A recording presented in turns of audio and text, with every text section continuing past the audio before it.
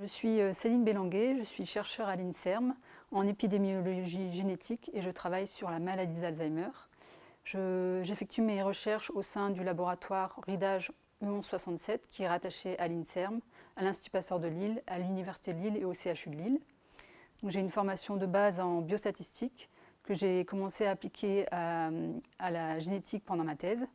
J'ai ensuite travaillé sur diverses maladies en épidémiologie génétique à l'Université d'Oxford.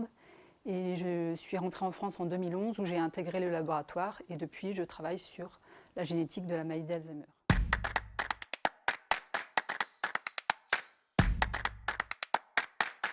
Sur le plan génétique, on distingue classiquement deux formes de maladie Alzheimer, les formes monogéniques et les formes complexes. Donc, les formes monogéniques sont dues à une seule mutation dans un gène et à partir du moment où la personne a la mutation, on est sûr qu'elle va développer la maladie. Ces formes sont très rares et mes travaux portent seulement sur les formes complexes qui sont les plus fréquentes. Donc, ces formes complexes sont dues à une combinaison de facteurs de risque, c'est-à-dire des facteurs qui vont augmenter la probabilité de développer la maladie. Donc, le facteur de risque le plus important, c'est l'âge, puisque la plupart des personnes vont développer la maladie après 65 ans.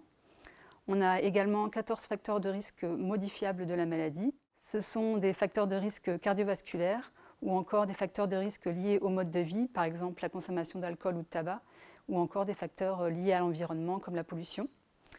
Par ailleurs, on connaît également plus de 80 facteurs de risque génétiques de la maladie.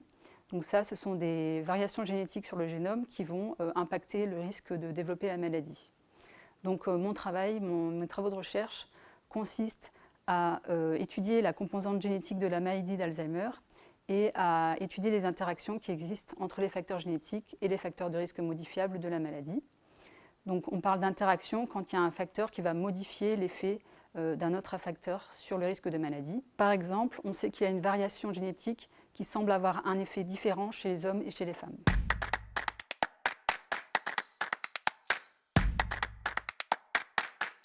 Donc, l'objectif du projet financé par la Fondation Alzheimer, c'est d'étudier les interactions entre les facteurs de risque génétique de la maladie et entre les facteurs de risque génétique et les facteurs de risque modifiables.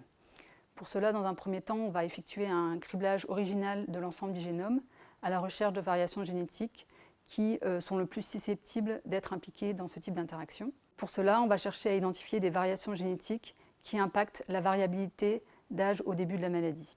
Donc, une fois qu'on aura identifié ces variations génétiques, on va également regarder les mécanismes biologiques qui sont impactés par les gènes qu'on aura identifiés.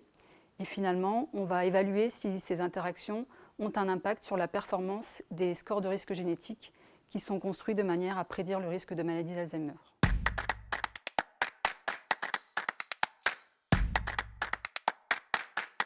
Il y a relativement peu de travaux sur les interactions avec les facteurs de risque génétique de la maladie d'Alzheimer parce que ça nécessite d'analyser un grand nombre de malades avec des données génétiques.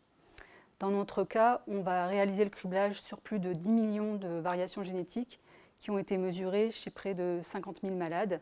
On a accès à de grandes bases de données grâce au consortium, notamment au consortium européen EADB, qui regroupe les données génétiques de plus de 15 pays européens.